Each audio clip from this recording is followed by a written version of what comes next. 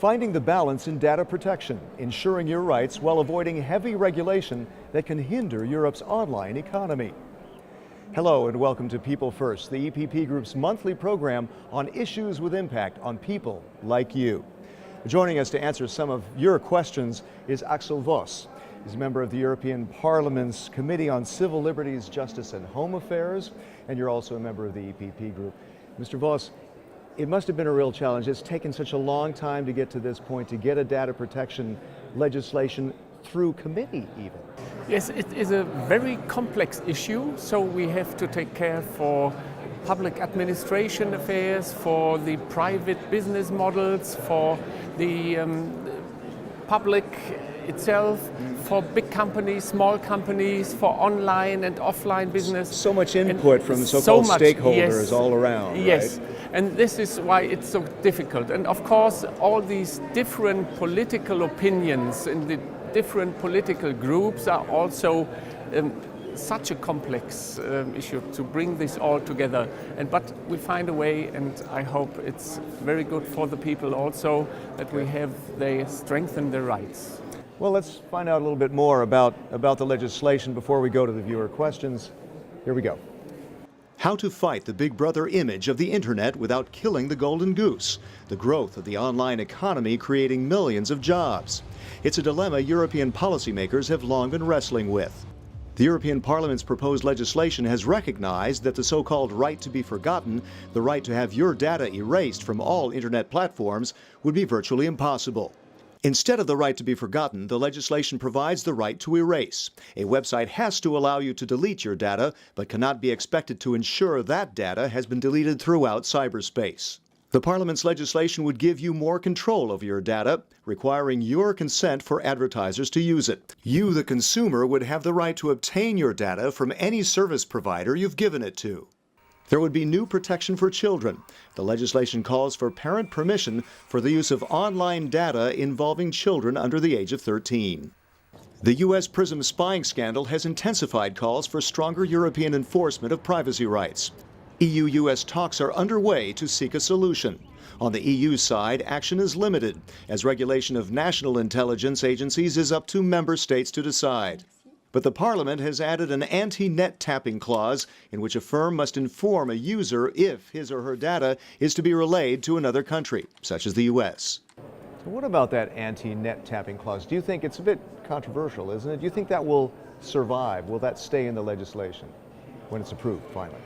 The deletion of everything is one of the main issues for the people itself, for the citizens, and finding something like the deletion of everything what's in the internet of your data, that's critical because of technical feasibilities.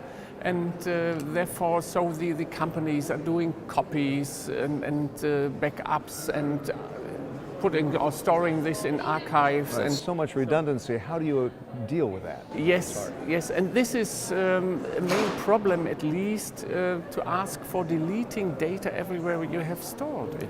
And therefore, the deletion itself with the company you have a contract with or a relation with, this is the main issue what we have in mind. Well, let's go to our first Vox Pop question. And this very basic one on what others do with your data. Je suis de Bruxelles et je voudrais savoir dans quelle mesure on peut contrôler les données qui sont aux mains d'un tas d'organismes, savoir quelle est notre possibilité de contrôle, de les supprimer, de les adapter. How far does this legislation go in giving you control over your data? It's concentrating a little bit at the first end on the rights of the citizens, so for deleting, for rectifications, for copying and all these things what you can do with your data, and even saying, oh, I don't want to spread my data somewhere else. Right. And on the other hand, the technical possibilities you have is not very well developed. So you have a kind of a contract or a relationship with one company, and therefore you have also the possibility to say, please delete my data. But if this is spread on another channel, then we will be in trouble because we don't have these legal obligation anymore for all these people. Therein lies that sort of question, right to be forgotten and right to delete. Here's another question on that. Hi, my name's Peter Cox. I'm from London, and I'd like to get some assurances about the protection of my data on my computer. Can you give me those assurances? For example, if I wish to close my Facebook account, can I be sure that every bit of data is really eliminated? Now, I know anecdotally that I had a friend who closed his Facebook account and then later started it up again, and all the information was there. Yes, so the main point here for this citizen is more than less that other people can't see any data again of his own data. And therefore, yes, we say you have to delete this data, or the Facebook company has to delete this data, but going in all to the archives, probably, this is not what we were asking for. So as you were saying too, that this is a balance of interests here between the public right, but also the right to do business. Yes, so and the technically feasibility. There you go. So here's a question from the business side. My name is Jacob. I'm an entrepreneur in IT and a consultant. I'd like to know how you can make sure we get the most out of the internal market in all of this. I'm a little bit worried that my internet startup would have to worry too much about rules and regulations and wouldn't actually have time to invest in business when we have to hire all these lawyers to keep up with all the paperwork that you guys will require of us. Yeah, that's a toughie, isn't it? So all what we are asking is to respect the privacy of the citizens and respect all the laws and obligations what we have introduced now. And therefore, I think we strike the balance for the interests of the business models or the business on companies, and also for the strengthening the rights. So you don't think this legislation is going to stifle online business? So it is more complicated regarding administrative burdens, and so therefore, yes, you have to spend a little bit more money. Additional probably, burdens, yes, yeah. But at least you earn trust of the citizen that you are dealing with the data in a very proper way. That's also very important. Yes, it is. It is for the whole business. And then another angle is the question of children. How do we protect children from this information, from abuses on the internet? Here's one question on that. Hi, my name is Sarah Sluzniak, and I'm from New York in the United States. And I was wondering how the European Parliament is going to protect the children from online predators. Predators. Does this legislation have to do with that? No, not really. So we are trying to find rules on how you're dealing legally with data and how the data flows into the internal market, in the internal market. And all what's illegal, this is a question of criminal law. And of course, if you're not dealing right with the data, this is criminal law. And therefore, I think to protect children more in the internet, therefore we have to come with more police on the internet, with more law enforcement issues. But this is not the question of the data protection regulation, where we have to decide on. The illegal issues are still illegal, and therefore we have to find ways to get a better law enforcement and all these things. Okay. Another question about children from a concerned mother who just had a child.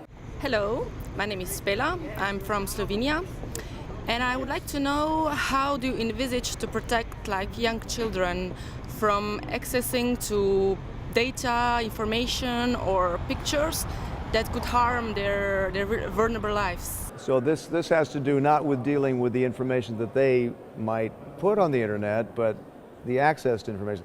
That is also maybe something that your legislation does not exactly deal with, or can it? We are trying to do a little bit for the children and minors, but it's getting also very complicated, because the first duty of parents are to protect their children and also to look after them, what they are doing on the internet. There's a responsibility in the home too. Yes. And the second question is then, so we said if a child is giving his consent to something, then probably it's not valid. So we are relying that the consent is given by the parents. Yes, for children 13 and under, or Yes, under 13. under right? 13, yes. That clause is specifically stated in your legislation. Right, right. And so therefore we are trying to protect them, but this is more than less a kind also of or a question of consumer law. It's not really dealing at least also with the data protection issues, and even business don't know who's at the end of the line or at the end of or sitting in front of the computer and typing there something. So this is getting difficult. It's more difficult to put this in legislation. We are trying to do a little bit to protect children more than other people, but also we have to look for the consumer rights also and saying, please make sure that you are protecting children till 18. Thanks, Axel Voss, for joining us and answering some of these questions on what's really a very, very complex issue. That's all for now on People First. Find out more about the activities of the largest political force in Parliament by checking eppgroup.eu. Until next time, thanks for watching.